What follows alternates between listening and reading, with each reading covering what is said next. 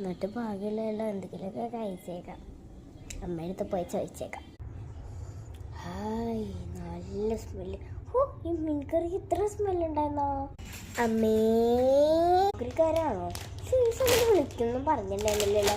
എന്തായാലും കുറച്ച് കുപ്പികളുണ്ട്, അത് കൊടുത്തേക്കാം. ഇത് ആഗ്രഹക്കാരൊന്നുമല്ല, ഞാനാ. നീയാണോ? ഞാൻ ആക്രി എടുത്തു കൊടുക്കാൻ പോയാലോ? ഇങ്ങനെ കാര്യങ്ങൾ വിളിക്കോ? സൗണ്ട് എപ്പോഴും മാറാ. ഇന്നലെ ഐസ്ക്രീം വെച്ചിട്ട് ജലദോഷമാക്കി വെച്ചില്ലേ? മനസ്സിലാവണില്ല. അമ്മേന്ന് പറഞ്ഞ് വിളിക്കാം. എന്തോ അമ്മ, ഒരു ദിവസം ഐസ്ക്രീം കഴിച്ചു വിചാരിച്ചിട്ട് എന്തോ സംഭവിക്കാനാ? അത് കൊള്ളാം. ഇന്നലെ ഐസ്ക്രീം പറഞ്ഞല്ലോ നീ ഇന്നലെ. കൊള്ളേ, എന്തത്? ഞാൻ എപ്പോഴും ഹെൽത്തി ആവും. അമ്മയുടെ പോലെ വെജിറ്റബിൾസ് കഴിച്ചു വിചാരിച്ചിട്ട് ഹെൽത്തി അല്ലാന്നൊന്നും വിചാരിക്കില്ല.